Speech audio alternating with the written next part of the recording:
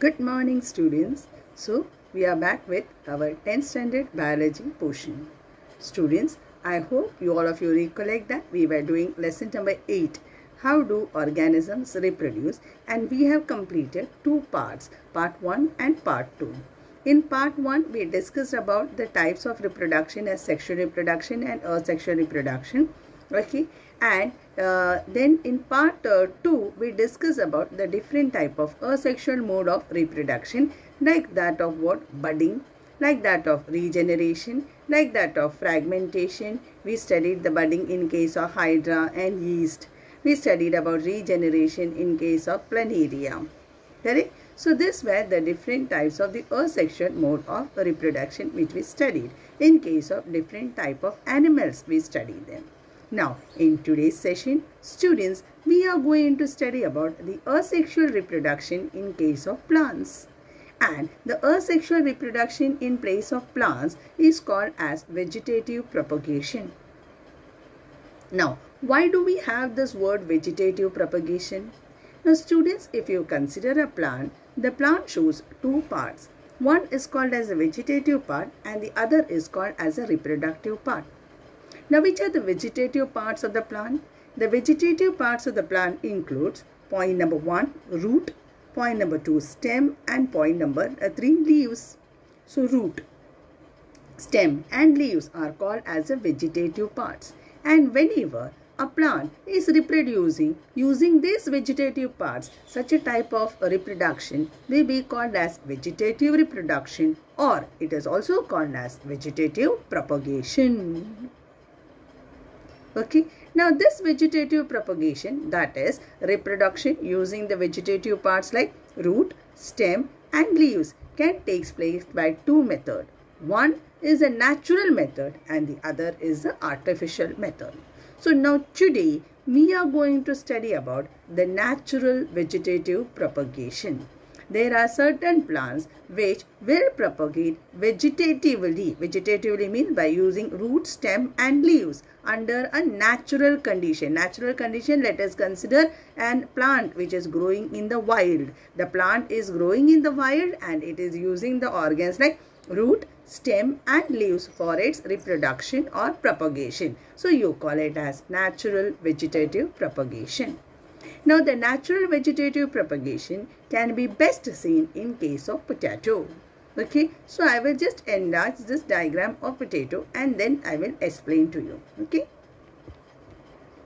yes. Now, students, I hope all of you can see the image of potato on the slide. So now this is potato. Now, what is basically a potato? Potato is a modification of an underground stem. Potato is actually a stem which is growing underground, and a stem is always characterized by the presence of buds and leaves. Now, where do you see these buds? Often, students, whenever we store the potato in the house and if there is a moist condition in your kitchen, at that time the potato develops small buds which are cream colored buds, and these cream colored buds which develop on the potato are called as the eyes. E-Y-E-S. It is called as the eye of the potato or eyes of the potato. Now, what does this eye contain? Now, this eye basically contains a bud. It basically contains a bud, and the bud, if you allow it to grow, at that time you will see that the bud is protected from some leaf-like structures. If you eat this, if you keep this potato for still further days, at that time you will see that the eye will start germinating, that the eye will keep on growing. So here you have an image of a germinating eye. Now, if many eyes are going to develop, in that case the potato is not fit. It is fit for eating. That means it is not edible. In that case, you can take that potato and just you can throw it. If you throw it into the soil and if you are going to observe it, in that case, you will see that the eye will slowly germinate and it will give rise to a potato plant. And as I had mentioned before that a potato is a modification of an underground stem. Potato is actually a part of the stem, but the only thing is it is growing underground. It is a modification in potato to grow underground. Why? Because it is storing the food. So it is storing the food and it is hiding underground, but actually it is a stem. Okay, so let's do the reading part.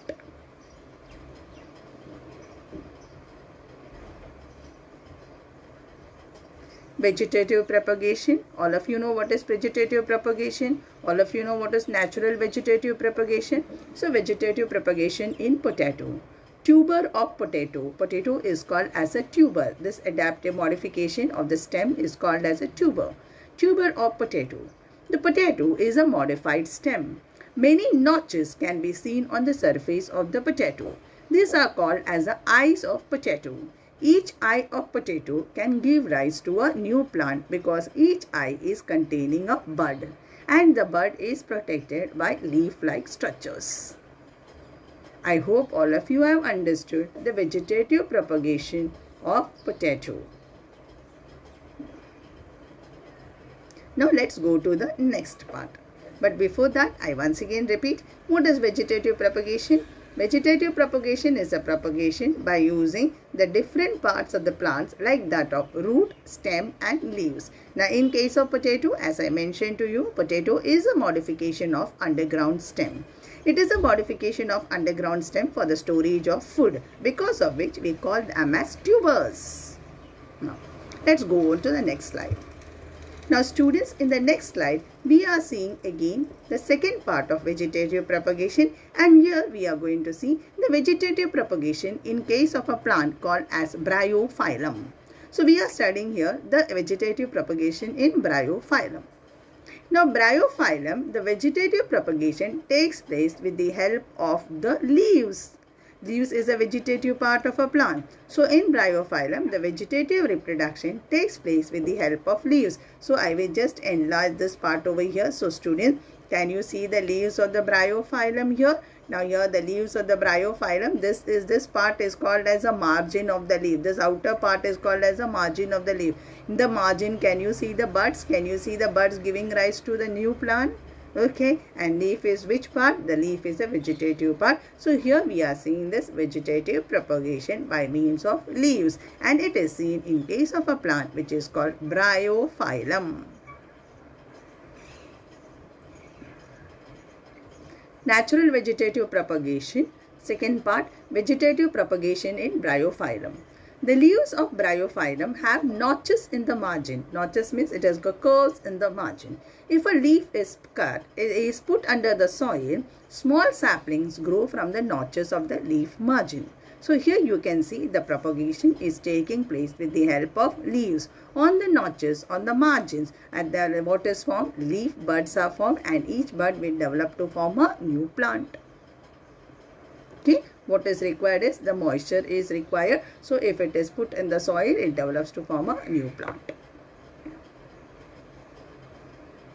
So students, we have completed with natural vegetative propagation.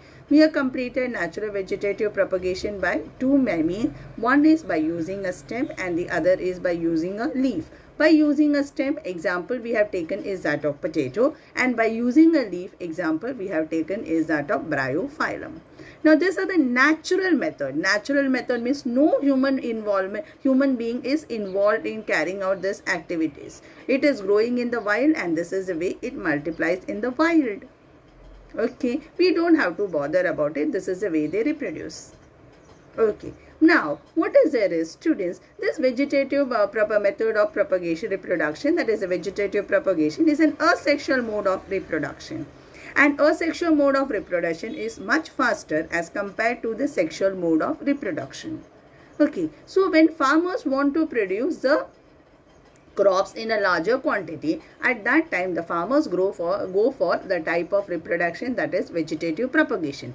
When I say that the farmers go for, that means there is interference of human being, and whenever there is interference of human beings to carry out a particular reproduction in a plant, then it will be called as what? Artificial vegetative propagation or artificial vegetative reproduction, because there is involvement of human being. Human being will be either helping in cutting it or will be planting it. So it is not a natural process which the plant is undergoing, but there is involvement of human being.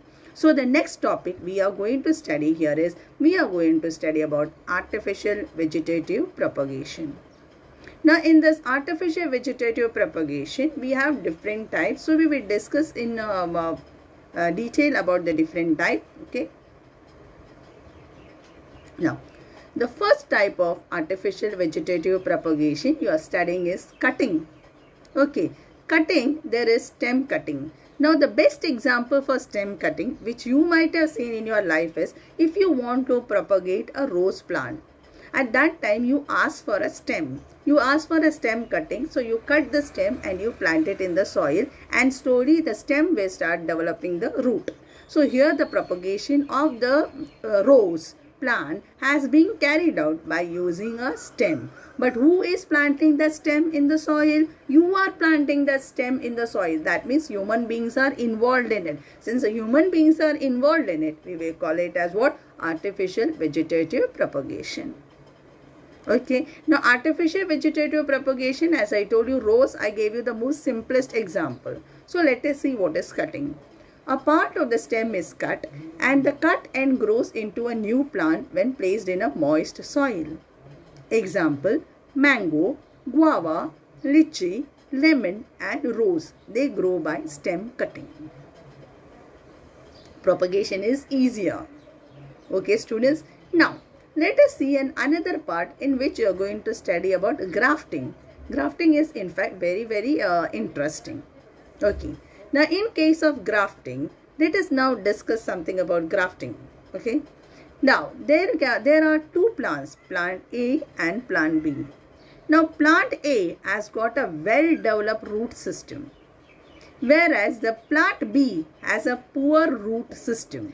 But plant B has got a very good productivity. That means the fruit is very tasty or the flower is very beautiful. So we are telling about the productivity. But the thing is that the fruit is tasty, the flower is very beautiful, but it has got a weak root system. So the absorption of water and all is causing a problem. So in such a situation, for the plant B, I can carry out a process which is called as grafting. What I do is, I cut the stem of plant B and I will place it on the cut part of stem A. Plant A, there is a plant A in which I told you the root is very well developed. So that stem I am going to cut and I will place the stem of B on it, and I am going to tie both of them together. There are different type of equipments which are available for grafting. After taking the stem of plant B and stem of plant A, which is already attached to the soil, I can wind it up with the different type of equipments, like there are grafting wax and all. Grafting knife is there, grafting wax is there, then cover it. So what will happen? My plant B will be taking the support of the root system of my plant A, and you know that the plant A has got a well developed root system, so it will absorb ample amount of water and minerals and supply it to my plant B, and now my plant B will luxuriantly grow and produce those beautiful flowers and sweet fruits. This process is called as grafting. Okay, grafting. So the stem of a plant is cut and then fitted on another strong plant and covered with a grafting wax. As I told you, there is an entire instrument box, equipment box for grafting. Grafting wax is there which will help in connecting the plant A and the plant B. Now grafting is usually carried out in case of apples, oranges, watermelon and ornamental plants. Okay, so both of them, you know that there is involvement of human beings, so it is called as artificial vegetative propagation. Now, after this students, we are going to study the next one, that is we are going to study about layering. Layering is very simple. Now in case of layering, what is there is, I have a plant and I have a stem. I see to it that the stem of the plant, of this plant, is going to touch the soil. And how should the soil be? The soil should be moist. So when the stem of the plant is going to touch the moist soil, the stem tends to develop the root over there and it may develop into a new plant. This process is called as layering. Sometimes the outer covering of the stem can be very thick. In that case, it is difficult to develop the roots. So what I do is I will remove out the outer covering. Okay, so layering. The stem of a plant is bent down until it touches the soil. The stem is then cut. Once it develops roots and grows into a new plant. You can carry out this for lemon, rose and jasmine. Now, that is layering in the soil. Now, air layering in the air itself. Okay, because in the certain season the air is moist, there is too much of humidity. So, you can do the air layering too. In the air layering, what you are going to do? Again, as I told you, you are going to open up a bit of the stem part, and it is so that what will happen? The stem will come in contact with the moist air or the humidity and it will develop the roots. Okay, so a slanting cut, okay, is made in the stem and kept separate with a toothpick so that it is exposed out. Moss and plastic is wrapped. Now, moss is a plant material which will provide moisture. Moss is a plant material which will provide moisture. So, moss and plastic is wrapped around it till the root grows. Then new plant is cut and planted separately. So students, these are the different type of artificial vegetative reproduction. Now as I told you, I have told you this as artificial vegetative reproduction because there is involvement of human beings. So we have done natural vegetative propagation and artificial vegetative propagation or reproduction. Natural vegetative propagation, we studied the propagation with the help of stem and we studied the propagation with the help of leaves. Propagation by stem, example was that of potato, and propagation by leaves, the example was that of bryophyllum. Okay.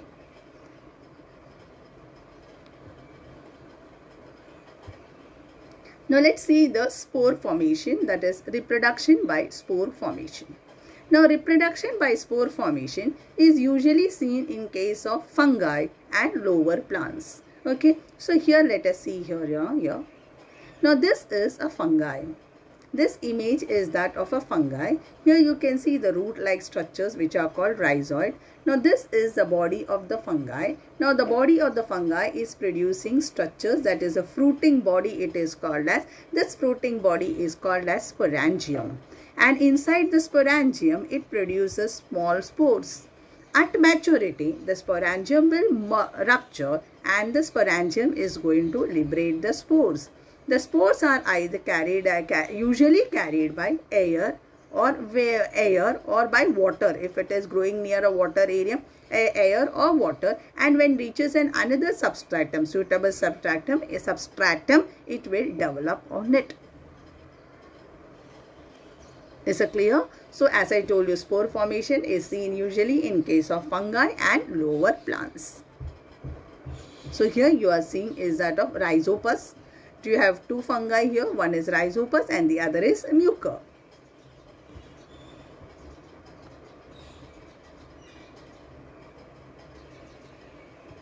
Spore formation. Rhizopus, as I told you, a Rhizopus is a fungi. Rhizopus produces hundreds of microscopic reproductive units called spore. When the sporangium bursts, all of you saw what is a sporangium. I told you it is a fruiting body. When the sporangium bursts, the spore spreads into the air. This airborne spores land on a food or soil under favorable conditions like damp and warm conditions. They germinate and produce a new individual. Example for spore formation is seen in case of Rhizopus, Mucor, bacteria and non-flowering, that is the lower plants like that of fern, that is pteridophyte. Fern is a pteridophyte.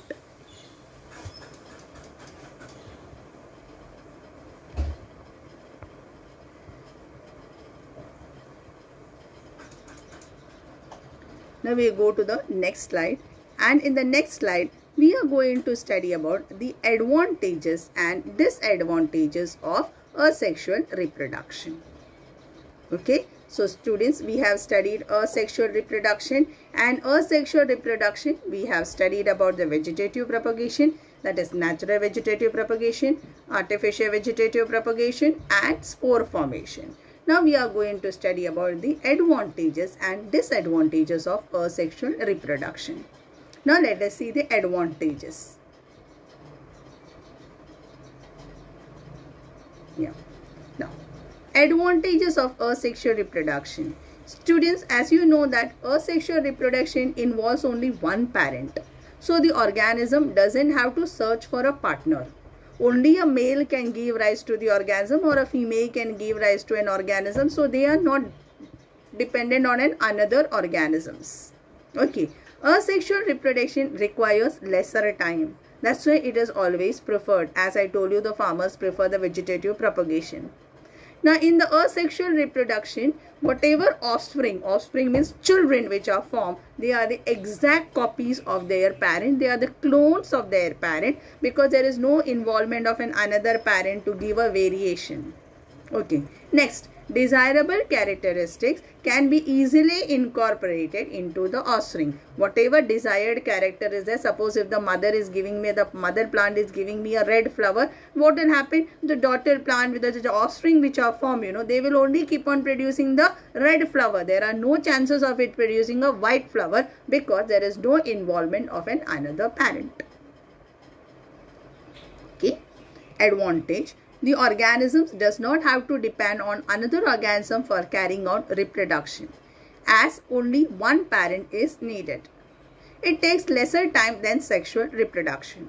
The offsprings are exact clones of their parent. Desirable characteristics can be easily incorporated into the offsprings. So these are the advantages of asexual reproduction. Now let us go into the disadvantages of the asexual reproduction. Okay. Now, disadvantages. As I told you, as only one single parent is there, what is there? Whatever the characters is, the same characters will be repeated and no variation will be there. As I told you, red flower means red flower only will be there. There will be no inner formation of a white flower or a pink flower. Next. In most of the organisms like that of amoeba, you saw that I have one amoeba, and the amoeba will undergo binary fission. When the amoeba undergoes binary fission, it results in the formation of two amoebae. So when it results in the formation of two amoebae, there is no existence of the parent amoeba. The parent amoeba does not exist only, correct or not? Because that has already been divided into two parts. Okay. Next, asexual reproduction does not give rise to biodiversity. Diversity means variation, diversified, different forms. That is what you call diversity.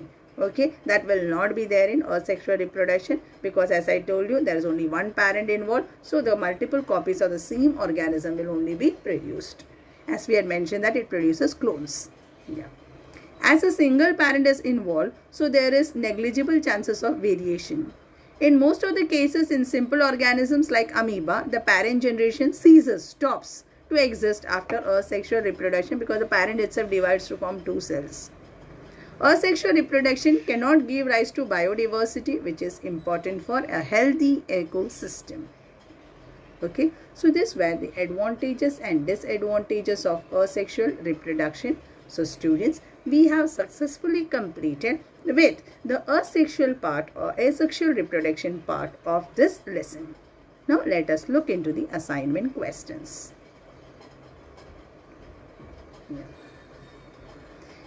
Explain the asexual mode of reproduction in potato and bryophyllum.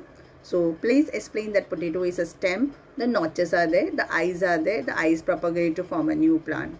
Bryophyllum, on the notches in the margin, the leaf buds are there that when touches the moist soil give rise to a new plant. Name the different type of asexual reproduction in case of plants. Asexual reproduction, that is natural asexual mode of natural vegetative propagation and artificial vegetative propagation. Explain the spore formation in case of Rhizopus. First of all, define what is a spore. The spore are the microscopic small unit. They are produced in a fruiting body which is called as a sporangium. The sporangium will rupture. The spore will be liberated. It will land up in a damp, carried by the air. Correct or not? It will land in a moist, damp place and it will propagate into a new organism. Then, as I told you, what are the advantages and disadvantages of sexual reproduction, which we have already discussed. Okay. I hope all of you have understood what was taught. Okay. Thank you.